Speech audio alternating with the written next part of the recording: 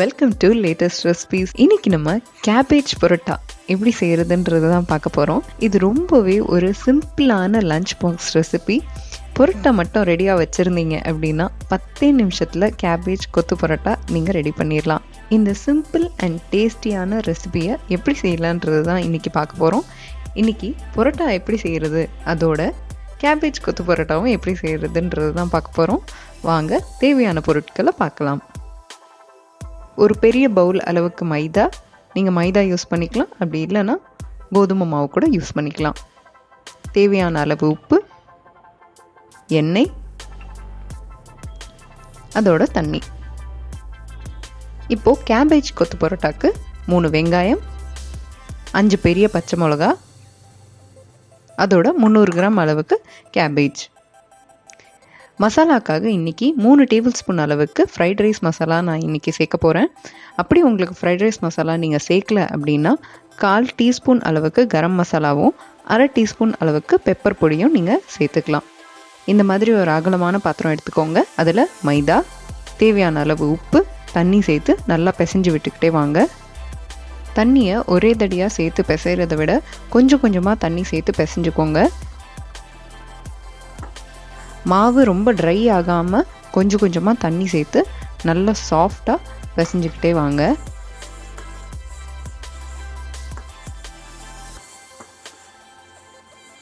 பாருங்கள், நம்ம மாவு நல்லாவே பிளெண்ட் ஆகிடுச்சு, ட்ரையாக இல்லை. இந்த நேரத்தில் கொஞ்சம் எண்ணெய் சேர்த்து நல்லா சாஃப்டாக பிசைஞ்சு விடுங்க. நம்ம மாவை 2-3 நிமிஷம் நல்லாவே பிசைஞ்சிங்க அப்படின்னா உங்கள் சப்பாத்தியோ பரோட்டாவோ ரொம்பவே நல்லா சாஃப்டாக வரும். இந்த மாதிரி மாவு ரெடி பண்ணிவிட்டு 1 மணி நேரம் ஊற வச்சுருங்க. பாருங்கள், நான் இங்கே ஆல்ரெடி 1 மணி நேரம் ஊற வச்சு கொஞ்சம் மாவை எடுத்து வச்சுருக்கேன். உங்களுக்கு 2த்துக்கும் வித்தியாசம் காட்டுறேன். இது நம்ம இப்போ கலந்த மாவு. இதோட எலாஸ்டிசிட்டி பாருங்கள், மாவு இன்னும் செட் ஆகலை. அதே 1 மணி நேரம் ஊற வச்ச மாவு பாருங்கள், இது எவ்வளோ நல்லா ஊறி நல்லா பிளெண்ட் ஆகிருக்கு, நல்லா சாஃப்டாகவும் இருக்குது மாவு.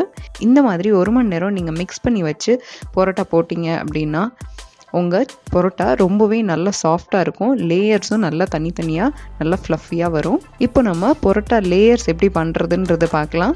இது ரொம்பவே ஒரு சிம்பிளான ப்ரொசீஜர். பாருங்கள், மாவை நல்லா இந்த மாதிரி தின்னாக பரப்பி விட்டுக்கோங்க. நீங்கள் பரப்புறதுக்கு கொஞ்சமாக மைதா கூட டஸ்ட் பண்ணிக்கலாம், அப்படி இல்லைன்னா எண்ணெய் விட்டு கூட நல்லா பரப்பிக்கலாம். நல்லா இந்த மாதிரி பரப்புனதுக்கப்புறம் ஒரு டீஸ்பூன் அளவுக்கு எண்ணெய் போட்டு நல்லா ஸ்ப்ரெட் பண்ணி விட்டுக்கோங்க. அப்புறம் நம்ம பரோட்டாவை ஒன்றுக்கு மேலே ஒன்று இந்த மாதிரி வச்சு மடிச்சிட்டே வாங்க. இதை இந்த மாதிரி மடிச்சிட்டு இதே போல் ரோல் பண்ணி இப்படி கொண்டு வந்து சீல் பண்ணிடுங்க. பாருங்கள், நம்ம பரோட்டா லேயர்ஸ் எவ்வளோ நிறைய சூப்பராக வந்துருச்சு.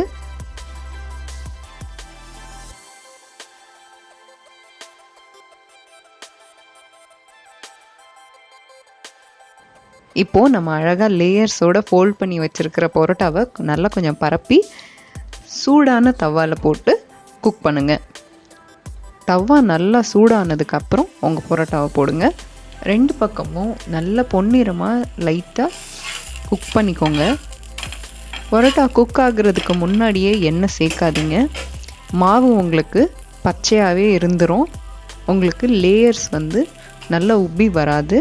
அதனால 2 பக்கமும் கொஞ்சம் குக் பண்ணிக்கோங்க பரோட்டாவை. பாருங்கள், நம்ம பரோட்டா 2 பக்கமும் நல்லா வெந்துருச்சு. இந்த சமயத்தில் எண்ணெய் சேர்த்துக்கோங்க.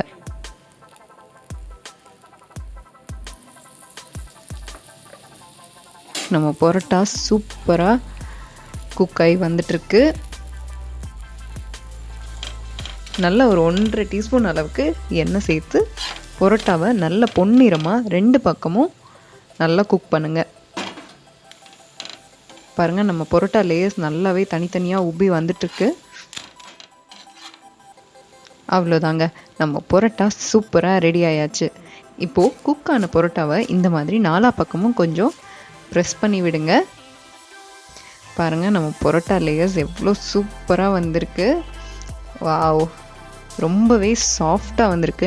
நீங்களும் கண்டிப்பாக இதே போல் பரோட்டா செய்யுங்க. யம்மியான பரோட்டா ரெடி ஆயாச்சு. வாவ், சூப்பராக இருக்குங்க. நல்லா அதோட லேயர்ஸ் முறுமுறுன்னும் உள்ள நல்லா சாஃப்டாக நம்ம பரோட்டா நல்ல டெலிஷியஸாக சூப்பராக வந்திருக்கு. ஸோ இதே போல் நான் இங்கே ஒரு 8 பரோட்டா இன்றைக்கி ரெடி பண்ணி வச்சுருக்கேன். இப்போ நம்ம முட்டைக்கோஸ் கொத்து பரோட்டா எப்படி செய்யலான்றதை பார்க்கலாம். வெங்காயத்தையும் பச்சை மிளகாவையும் இந்த மாதிரி நறுக்கி வச்சுக்கோங்க. நம்ம முட்டைக்கோஸையும் இந்த மாதிரி நல்லா தின்னாக கட் பண்ணி வச்சுக்கோங்க. முட்டைக்கோஸில் வர இந்த பகுதியெல்லாம் நான் எடுத்துட்டேன். இதெல்லாம் நீங்கள் வதக்கிறப்போ நீங்கள் சேர்த்துக்கிட்டீங்க அப்படின்னா இது அவ்வளோ சீக்கிரம் குக் ஆகாது. உங்கள் காய் வந்து பச்சையாகவே இருந்துடும். அதுக்காக இன்றைக்கி நான் இதை சேர்த்துக்கல. நம்ம பரோட்டாவை இதே போல் ரோல் பண்ணி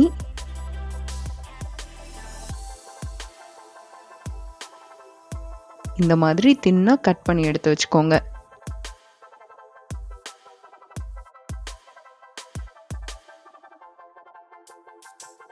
பாருங்க, நம்ம முட்டைக்கோஸ் கட் பண்ண மாதிரியே நம்ம பரோட்டாவையும் கட் பண்ணி எடுத்து வச்சுக்கிட்டாச்சு. கடாய் சூடாகட்டும். எண்ணெய் சேர்த்ததுக்கப்புறம் பச்சை மிளகா வெங்காயத்தை சேர்த்துக்கோங்க. சேர்த்து நல்லா வதக்கி விட்டுக்கோங்க.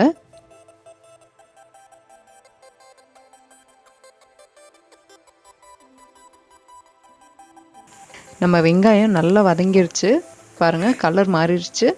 ரொம்ப ப்ரௌனாகவும் வதக்காதீங்க. ரொம்ப ப்ரௌன் ஆக்கிட்டீங்க அப்படின்னா கொத்து பரோட்டா கலர் மாறிடும். இந்த சமயத்தில் முட்டைக்கோஸ் சேர்த்துக்கோங்க. அதோட உப்பு சேர்த்து நல்லா வதக்கி விட்டுக்கோங்க. கொஞ்ச நேரம் நம்ம கடாயை மூடி விட்டுடலாம். ஃப்ளேம் கம்மியாக வச்சுக்கோங்க. நம்ம கேபேஜ் வந்து அதுலேயே நல்லா குக் ஆயிரும். அவ்வளோதாங்க. பாருங்கள், நம்ம கேபேஜ் நல்லா சாஃப்டாக குக் ஆயிடுச்சு. இந்த சமயத்தில் ஒரு 2 டேபிள் ஸ்பூன் அளவுக்கு ஃப்ரைட் ரைஸ் மசாலா சேர்த்துக்கோங்க. சேர்த்து நல்லா வதக்கி விட்டுக்கோங்க. வதக்கி விட்டதுக்கப்புறமா நம்ம சாப் பண்ணி எடுத்து வச்சுருக்கிற பரோட்டா, அதோட இன்னொரு டேபிள் ஸ்பூன் அளவுக்கு ஃப்ரைட் ரைஸ் மசாலாவை சேர்த்து நல்ல பரோட்டாவை கலந்து விட்டுருங்க. நீங்கள் ஃப்ரைட் ரைஸ் மசாலா சேர்க்கலை அப்படின்னா இந்த இடத்துல பெப்பர் பவுடரும் கரம் மசாலாவும் நீங்கள் சேர்த்துக்கலாம். நம்ம பரோட்டா வந்து கேபேஜோட நல்லாவே பிளெண்ட் ஆகிருக்கணும். நல்லா மிக்ஸ் பண்ணி விடுங்க. இதை கொஞ்ச நேரம் லோ ஃப்ளேமில் வச்சு மூடி விட்டுருங்க. அப்போ தான் நம்ம கேபேஜோட ஃப்ளேவர், அதில் நம்ம கொடுத்துருக்குற மசாலா, வெங்காயம், பச்சை மிளகா, அதோடய ஃப்ளேவர் எல்லாம் சேர்ந்து நம்ம பரோட்டாவில் நல்லா கலந்து டேஸ்டியாக இருக்கும். ஒரு 2 நிமிஷத்துக்கு அப்புறம் பாருங்கள், நம்ம பரோட்டா சேர்த்துருக்கிறதுனால கீழே அடி பிடிக்கிற சான்சஸ் இருக்குது. அதை கேர்ஃபுல்லாக பார்த்துக்கோங்க. இந்த ரெசிபி ரொம்பவே ஒரு சிம்பிளான 10 மினிட்ஸ் ரெசிபி. கண்டிப்பாக உங்களுக்கு ரொம்பவே பிடிக்கும். நீங்களும் ட்ரை பண்ணி பாருங்கள். இந்த வீடியோ உங்களுக்கு பிடிச்சிருந்தது அப்படின்னா லேட்டஸ்ட் ரெசிபீஸ் சேனலுக்கு சப்ஸ்கிரைப் பண்ணுங்கள். மறக்காமல் பெல் பட்டனையும் கிளிக் பண்ணுங்கள்.